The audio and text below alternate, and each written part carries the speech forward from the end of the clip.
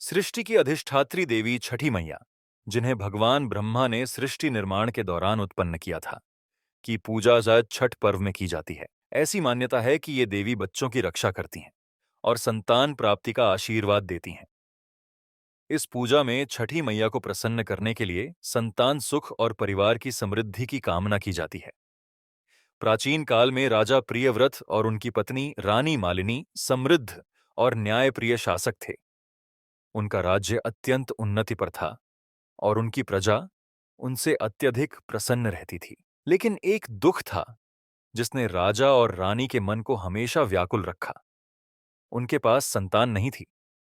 संतान सुख की प्राप्ति न होने के कारण राजा और रानी बहुत ही दुखी रहते थे। संतान के बिना उन्हें अपना जीवन अधूरा सा प्रतीत होता था।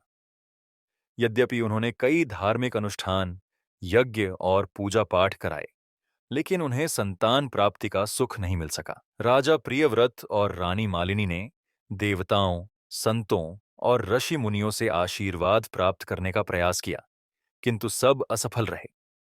एक दिन महर्षि कश्यप, जो अत्यंत ज्ञानवान और तपस्वी ऋषि थे, राजा के दरबार में आए। राजा प्रियव्रत ने महर्षि कश्यप को अपनी समस्या बताई और उनसे संतान प्राप्ति का उपाय पूछा। महर्षि कश्यप ने राजा को आश्वासन दिया कि यदि वे एक विशेष यज्ञ करेंगे तो उन्हें अवश्य ही संतान की प्राप्ति होगी। उन्होंने बताया कि यह यज्ञ संतान प्राप्ति के लिए अत्यंत प्रभावी है और इसे पूर्ण भक्ति और श्रद्धा के साथ करना होगा। महर्षि कश्यप के निर्देशानुसार राजा ने एक बड़े यज्ञ का आयोजन किया, जिसमें पूरी श्रद्धा के साथ भगवान सूर्य और छठी मैया की आराधना की गई। इस यज्ञ के बाद महर्षि ने रानी मालिनी को एक विशेष प्रसाद दिया और कहा कि इस प्रसाद को ग्रहण करने के बाद रानी को संतान की प्राप्ति होगी। महर्षि कश्यप के आशीर्वाद और यज्ञ के प्रभाव से रानी मालिनी गर्भवती हुईं और समय आने पर एक पुत्र ने जन्म लिया। राजा और रानी अत्यधिक प्रसन्न हुए और पूरे राज्य में खुशी का माहौल छा गया। प्रजा ने भी राजा के साथ मिलकर इस खुशखबरी का उत्सव मनाया। लेकिन यह खुशी अधिक समय तक नहीं टिक पाई। जन्म के कुछ ही समय बाद उस नवजात शिशु की मृत्यु हो गई। यह खबर सुनते ही राजा और रानी का हृदय टूट गया।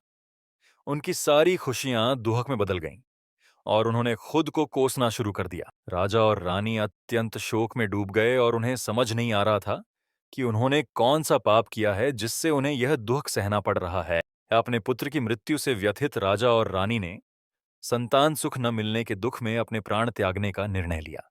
जैसे ही वे ऐसा करने को तत्पर हुए, अचानक एक दिव्य प्रकाश प्रकट हुआ और उसमें से एक देवी प्रकट हुई। यह छठी मैया थीं, जो बच्चों की रक्षा करने वाली देवी मानी जाती हैं।